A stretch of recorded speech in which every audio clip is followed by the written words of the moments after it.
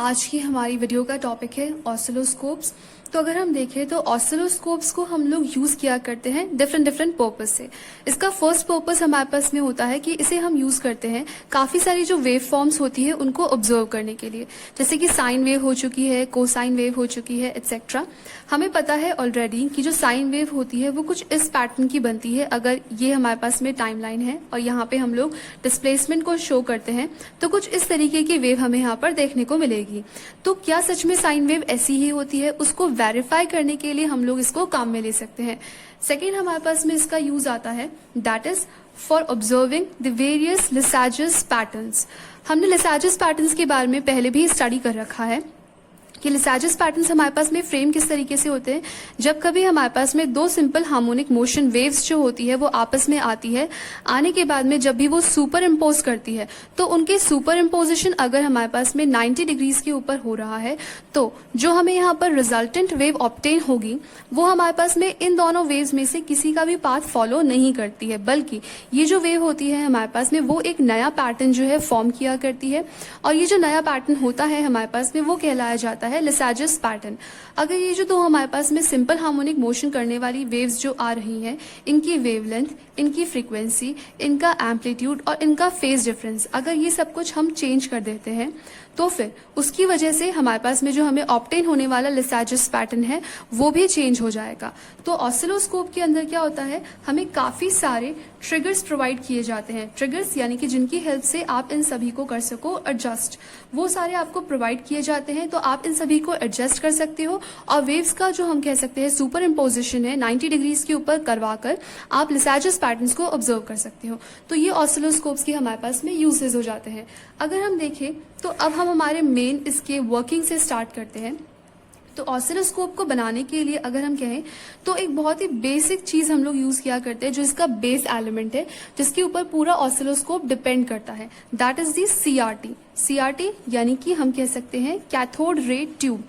बहुत बार हमने इसके बारे में पढ़ भी रखा होगा। इसको यूज किया जाता था पुराने टीवीज के अंदर, मॉनिटर्स के अंदर। तो यहाँ पे भी ये कुछ वैसे ही काम करती है। अगर हम यहाँ पर देखें तो कैथोड रे ट्यूब जो है वो किस तरीके से बनाई जाती है, हमने यहाँ पर ले रखा है, ये हमारे पास में ट्यूब का नेक है। इधर हम उसको एक टॉर्च जैसी शेप दे देते हैं और आगे हम हमारी स्क्रीन लगा देते हैं। ये कुछ इस पैटर्न की स्क्रीन होती है आपकी। अब जो इसका बैकएंड होता है हमारे पास में सीआरटी का, वहां पे हम लोग क्या कर देते हैं, हमारा कैथोड लगाते हैं। यहाँ हमने कैथोड लगा रखा है। अब कैथोड के जस्ट पीछे हम लोग कोई भी एक हीटिंग एलिमेंट या फिर आप इसको हीटिंग कॉइल कह सकते हो, वो हम इसको लोकेट कर देते हैं। यहाँ पे हमने हीटिंग कॉइल लगा दी है। अगर आप किसी भी एलिमेंट को हीट सप्लाई करोगे तो फिर क्या होता है, ये जो एलिमेंट होता है इसके पार्टिकल्स का डिस्चार्ज होने लग जाता है, यानी कि जिसके पार्टिकल्स होते हैं दे स्टार्ट टू डिस्चार्ज।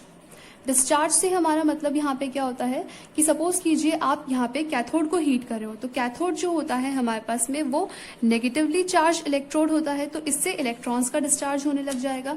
ये जो फ्रंट एंड होता है यानी कि ये जो स्क्रीन होती है इसकी हम लोग कोटिंग करके रखते हैं फॉस्फोरस से, यानी कि यहाँ पे आपने इसकी इससे कोटिंग कर रखी है। यहाँ से इलेक्ट्रॉन्स बाहर निकलते हैं, निकलने के बाद में वो इसके ऊपर स्ट्राइक करते हैं। जैसे ही इलेक्ट्रॉन्स इसके ऊपर स्ट्राइक करेंगे वो इंस्टेंटली क्या करते हैं, ग्लो प्रोड्यूस करते हैं, यानी कि जो स्क्रीन है हमारे पास में वो इल्यूमिनेट होती है। स्क्रीन हमारे पास में यहाँ पे इल्यूमिनेट हो रही है। अब दूसरी चीज हमारे पास में यहाँ पे क्या आती है, इलेक्ट्रॉन यहाँ से निकला, उसने यहाँ पर आकर स्ट्राइक किया। ये जो स्ट्राइकिंग का टाइम होता है वो हमारे पास में माइक्रो सेकेंड्स या फिर आप कह सकते हो नैनो सेकेंड्स का होता है। इतना कम टाइम होता है कि हमारी आईज उसको ऑब्जर्व कर ही नहीं सकती है। तो अगर हम लोग कोई भी एक वेव जो है वो देखना चाहते हैं तो उसके लिए क्या इंपॉर्टेंट होता है कि हाँ, जब तक हमारे पास में जो पैटर्न है, पार्टिकल यहाँ से यहाँ तक जब तक पहुंच नहीं जाता है तब तक उसकी सारी पोजीशंस हमें विजिबल होनी चाहिए। यानी कि अगर हम लोग यहाँ पर देखें तो उससे हमारा मतलब क्या होता है, जैसे ये हमने ले रखी है, हमारे पास में वेव है, इलेक्ट्रॉन ने पहले इस पॉइंट पे आके स्ट्राइक किया और ये पोजीशन हमें विजिबल हुई, फिर यहाँ पे किया, यहाँ पे किया, इस तरीके से वो हर एक पोजीशन पे स्ट्राइक कर रहा है। तो वो जो ग्लो प्रोड्यूस करेगा इन सभी पोजीशंस के ऊपर, वो ग्लो हमें लगातार दिखते रहना चाहिए, तभी हम उस पूरी वेव को देख पाएंगे। तो उस चीज के लिए हम लोग यहाँ पे क्या किया करते हैं कि ये जो फॉस्फर हम लोग यहाँ पे यूज कर रहे हैं ना, ये परसिस्टेंट यूज किया जाता है, जो कि इसकी एक क्वालिटी होती है। इसकी हेल्प से हम लोग वो जो ग्लो होगा उसको कुछ टाइम तक देख पाएंगे। तो अब इसकी वजह से ग्लो हमें विजिबल होता है। अब अपने यहाँ पे बात कर रखी है इलेक्ट्रॉन आ रहा है, तो इलेक्ट्रॉन यहाँ से निकला, यहाँ आएगा और इसके सेंटर के ऊपर जाकर स्ट्राइक कर जाएगा। जैसे ही वो सेंटर पे स्ट्राइक करेगा, 1 आया, 2 आए, 3 आए, सारे के सारे सेंटर पे ही स्ट्राइक कर रहे हैं। कुछ टाइम के बाद में ये वाला जो पोर्शन होगा वो हमारे पास में बर्न हो जाएगा और ये वाला पोर्शन पूरा डैमेज हो जाएगा। अब हमें डैमेज को रोकना है, तो उसके लिए हम लोग यहाँ पे क्या करते हैं, एक डिफ्लेक्शन मैकेनिज्म होता है, उसको यूज किया करते हैं। डिफ्लेक्शन मैकेनिज्म कैसे काम करेगा, जैसे ये हमने हमारी सीआरटी ले रखी थी, इसी की हम यहाँ पे बात कर रहे हैं, तो हम लोग यहाँ पे लगा देते हैं हमारी डिफ्लेक्शन प्लेट्स।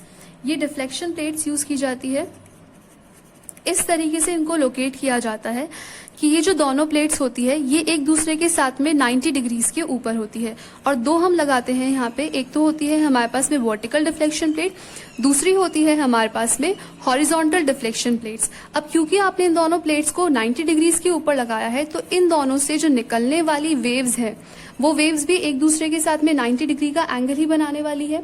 वेव्स हमारे पास में 90 डिग्री का एंगल बना रही है। याद कीजिए लिसाजिस पैटर्न के लिए इंपॉर्टेंट कंडीशन कि एसएचएम्स जो होते हैं वो एक दूसरे के साथ में 90 डिग्री का एंगल बनाए, ये हमने कहा था। पहली कंडीशन पूरी हो चुकी है हमारे पास में। अब यहाँ पे हमने हमारी डिफ्लेक्शन प्लेट्स जो है उनको लोकेट कर रखा है। काम किस तरीके से होगा, दोनों इंपॉर्टेंट क्यों है, पहला क्वेश्चन हमारे पास आता है। सपोज करो सिर्फ हॉरिजॉन्टल डिफ्लेक्शन प्लेट ही हमारे पास में एग्जिस्ट करती है। पहले हम नेगेटिव वोल्टेज देते हैं, फिर हमने इस प्लेट के ऊपर पॉजिटिव वोल्टेज दिया है, फिर वापस से हम इसको नेगेटिव वोल्टेज में कन्वर्ट करते हैं और ये प्रोसेस चलता जाता है। तो अगर नेगेटिव वोल्टेज देने पे जो इलेक्ट्रॉन है हमारे पास में वो जाता है स्क्रीन के लेफ्ट हैंड के ऊपर, पॉजिटिव वोल्टेज देने पे जो इलेक्ट्रॉन है वो चला जाता है उसके राइट मोस्ट एंड के ऊपर, और ये प्रोसेस हमारे पास में चलता रहता है। तो यानी कि हम काम क्या कर रहे हैं, पहले नेगेटिव वोल्टेज दिया, फिर कुछ टाइम लगा और अपने आप फिर कुछ टाइम लगा हमें उसको पॉजिटिव पे स्विच करने में, फिर तुरंत उसको हमने नेगेटिव किया, फिर हमें वापस से कुछ टाइम लगा उसको पॉजिटिव पे स्विच करने में, फिर हमने उसको तुरंत नेगेटिव कर दिया, और ये प्रोसेस हमारे पास में चलता जा रहा है। यही चीज हम ऑब्जर्व कर रहे हैं यहाँ पे। ये जो वोल्टेज होता है, यानी कि जो आप हॉरिजॉन्टल प्लेट से वोल्टेज सप्लाई कर रहे हो वो इस तरीके से स्विच में आप सप्लाई करते हो। हॉरिजॉन्टल प्लेट से जो भी आप वोल्टेज कभी भी सप्लाई करोगे वो हमेशा क्या करता है, स्विचिंग का काम करता है। कौन सी switching, negative to positive and back, यही काम हमारे पास में हो रहे होते हैं। तो ये जो वोल्टेज होता है हमारे पास में, इसको हम लोग यहाँ पे नाम दिया करते हैं सॉ टूथ वोल्टेज या फिर स्वीप वोल्टेज। इसको स्वीप वोल्टेज क्यों कहा जाता है, क्योंकि ये क्या कर रहा है, इलेक्ट्रॉन को स्वीप कर रहा है पॉजिटिव से नेगेटिव, यानी कि हमारे पास में लेफ्ट से राइट की तरफ ये उसको स्वीप कर रहा है, इसीलिए इसको हम लोग स्वीप वोल्टेज नाम दे देते हैं। अब सेकेंड क्वेश्चन हमारे पास में आता है, नेगेटिव से पॉजिटिव पे भेजने में टाइम लग रहा था, तो पॉजिटिव से नेगेटिव इंस्टेंटली कैसे आ सकता है, इस पे भी टाइम लगना चाहिए। तो अगर हम देखें, इमेजिन करें कि हमारे पास में टाइम लग ही नहीं रहा है, तो हमारे पास में स्क्रीन कैसी हो जाएगी, ये हमने ले रखी है, हमारे पास में ऑसिलोस्कोप की स्क्रीन है। हम लेके चलते हैं यहाँ पे लेफ्ट मोस्ट एंड के ऊपर, जैसे ही नेगेटिव वोल्टेज सप्लाई करते हैं इलेक्ट्रॉन यहाँ आता है, पॉजिटिव वोल्टेज सप्लाई करते ही इलेक्ट्रॉन उसके राइट मोस्ट एंड पे आ जाता है। तो जीरो वोल्टेज के ऊपर जो इलेक्ट्रॉन होगा हम मान लेते हैं कि वो प्रेजेंट होता है at the centre of the screen. तो इस तरीके से जैसे आपने नेगेटिव से पॉजिटिव वोल्टेज सप्लाई किया, इलेक्ट्रॉन की मूवमेंट यहाँ से यहाँ पर हो रही है। फिर आप जैसे ही पॉजिटिव से नेगेटिव करते हो, इलेक्ट्रॉन की मूवमेंट होती है यहाँ से यहाँ पर, और ये आपको देखने को मिलेगा। यानी कि अगर सिर्फ हॉरिजॉन्टल डिफ्लेक्शन प्लेट आपने लगा रखी है तो उस केस के अंदर आपको सिर्फ एक हॉरिजॉन्टल लाइन देखने को मिलती है। पहला पॉइंट कि क्यों वर्टिकल डिफ्लेक्शन प्लेट हमारे पास में यहाँ पर इंपॉर्टेंट हो जाती है। अब दूसरी चीज हमारे पास में आती है, हमने कहा था कि अगर हम नेगेटिव से पॉजिटिव पे भेजते हैं उसमें टाइम लगता है, तो पॉजिटिव से नेगेटिव पे आने में भी तो टाइम लगना चाहिए। ये तो हमारे पास में स्टैंडर्ड हमने ले रखा है, उसको एक्चुअल में अगर देखा जाए तो कुछ टाइम लगता है नेगेटिव पे आने में। ये जो उसको टाइम लग रहा होता है ना यहाँ पे, ये हमारे पास में कहलाया जाता है fly back time. Fly back से हमारा मतलब क्या होता है, जब वो वापस से अपनी पुरानी पोजीशन पे जा रहा है तो उसके अंदर जो टाइम डिले होता है हमारे पास में स्विचिंग का, वो कहलाया जाता है फ्लाई बैक। और इसकी वजह से हमारे पास में जो इलेक्ट्रॉन होता है वो क्या करता है, पीछे एक फेंट ट्रेस छोड़ता हुआ जाता है। फेंट ट्रेस का मतलब होता है एक धुंधला हुआ सा जो रास्ता होता है वो छोड़ता हुआ जाएगा। तो कुछ इस तरीके का आपको वो देखने को मिलता है। लेकिन कोई भी वेव ऐसी नहीं होती है। तो उसके लिए क्या किया जाता है, जो ऑसिलोस्कोप्स होते हैं हमारे पास में वो बहुत ही फ्लेक्सिबल बनाए गए हैं। ऑसिलोस्कोप हमारे पास में क्या करते हैं, स्क्रीन को ब्लैकआउट कर देते हैं फ्लाईबैक टाइम के ऊपर, ताकि ये जो फेंट रेस है वो विजिबल नहीं होता है, हमें सिर्फ ये हॉरिजॉन्टल लाइन जो है वही यहाँ पर दिखाई देंगी। अब हम बात करते हैं वापस से वर्टिकल डिफ्लेक्शन प्लेट्स के ऊपर आकर। हमने यहाँ पे हॉरिजॉन्टल प्लेट्स की बात कर ली थी, तो हॉरिजॉन्टल प्लेट्स हमारे पास में क्या कर रही है, स्विचिंग का काम कर रही है, यानी कि वो हमारे पास में डायरेक्शन हमें प्रोवाइड कर रही है। लेकिन इसकी वजह से हम लोग सिर्फ इस तरीके से मूव कर पा रहे हैं, हमें पैटर्न हमारा इस तरीके का चाहिए, पैटर्न हम यही चाह रहे हैं, तो उसके लिए हम लोग क्या करते हैं, वर्टिकल डिफ्लेक्शन प्लेट्स को यूज किया करते हैं। अब अगर हम एग्जाम्पल के तौर पर लेके चलें कि इसके थ्रू हमने साइन वोल्टेज जो है उसको सप्लाई कर रखा है, तो ये साइन वोल्टेज किस तरीके से काम करेगा, अब वो इसको डायरेक्शन इम्पार्ट करेगा। डायरेक्शन कैसे, यहाँ हमने ले रखा था, ये हमारी ट्यूब थी, यहाँ पे आपकी एक प्लेट, यहाँ पे आपकी दूसरी प्लेट। तो अगर हम लेके चलते हैं, ये हमारे पास में अगर हमारे जो हाथ हैं उनको हम लेके चलते हैं कि वो हमारे पास में हमारे हॉरिजॉन्टल या फिर वर्टिकल, आप कोई भी प्लेट ले लीजिए, ये वर्टिकल डिफ्लेक्शन प्लेट है, तो ये हमारे पास में हॉरिजॉन्टल डिफ्लेक्शन प्लेट को शो करता है। तो ये एक दूसरे के क्या करेंगी, डायरेक्शंस इम्पार्ट करने का काम करेंगी। नेक्स्ट हमारे पास में आता है, अगर हमने 1 किलो हर्ट्ज का साइन वोल्टेज सप्लाई किया और करने पे हमें 1 फुल वेव मिल गई स्क्रीन के ऊपर, सपोज करते हैं 1 मिली सेकेंड्स के अंदर, तो अगर हम 2 किलो हर्ट्ज का साइन वोल्टेज सप्लाई करते हैं तो उससे हमें मिल जाएंगी 2 फुल वेव्स डेफिनेटली, और ये हमें मिलेंगी 0.5 मिली सेकेंड्स के अंदर। हम लोगों को 2 फुल वेव्स मिल जाती हैं यहाँ पर। तो अब हम लोग यहाँ पे क्या चीज ऑब्जर्व करते हैं कि इन दोनों के बीच का अगर कोई वोल्टेज सप्लाई किया जाएगा तो उसकी वजह से हम लोग देखेंगे कि हमें वेव्स कंप्लीट नहीं मिलने वाली है, कुछ आधी अधूरी वेव्स मिलेंगी। किस तरीके से, जैसे अगर हमारे पास में ये स्क्रीन रही है, यहाँ पे हमने ले रखा है, ये नेगेटिव वोल्टेज से पॉजिटिव वोल्टेज पे जाते वक्त हम क्या ऑब्जर्व करेंगे कि पहले यहाँ से आए, इधर गए और ये हमारे पास में कुछ ऐसा हो गया, यानी कि थोड़ा सा पैटर्न जो था वो ऊपर जाने से हमारा रह गया। तो जो ऊपर भेजने का काम है अब वो यहाँ से चालू हो जाएगा, यानी कि हम ये चीज देखेंगे कि जो वेव है हमारी अब वो इस तरीके से इमर्ज होगी, उसकी इमर्जिंग इस तरीके से हुई है और वो ऐसे फिर अपना पैटर्न जो है वो कंप्लीट करना चाहेगी। क्योंकि यहाँ पे स्वीपिंग होती है तो इसीलिए आगे का पैटर्न जैसे ही फॉलो होना होगा, इलेक्ट्रॉन स्वीप कर दिया जाएगा वापस से towards the left hand, towards the negative voltage, और वो इस तरीके से अपना पैटर्न कंप्लीट करेगा।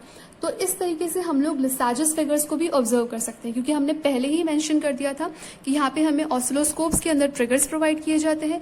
वर्टिकल और जो हॉरिजॉन्टल डिफ्लेक्शन प्लेट्स हैं हमारे पास में, ये एक दूसरे के 90 डिग्रीज के ऊपर हमने लोकेट कर रखी है। तो ये जो दोनों प्लेट्स है, अगर हम इनका वेवलेंथ, इनकी frequency, amplitude, phase difference adjust कर देते हैं तो करने के बाद में क्या होगा, हम ये चीज ऑब्जर्व करेंगे कि हम लोगों को काफी सारे डिफरेंट वेव फॉर्म्स देखने को मिलती है। So I think that's enough for today. Thank you so much.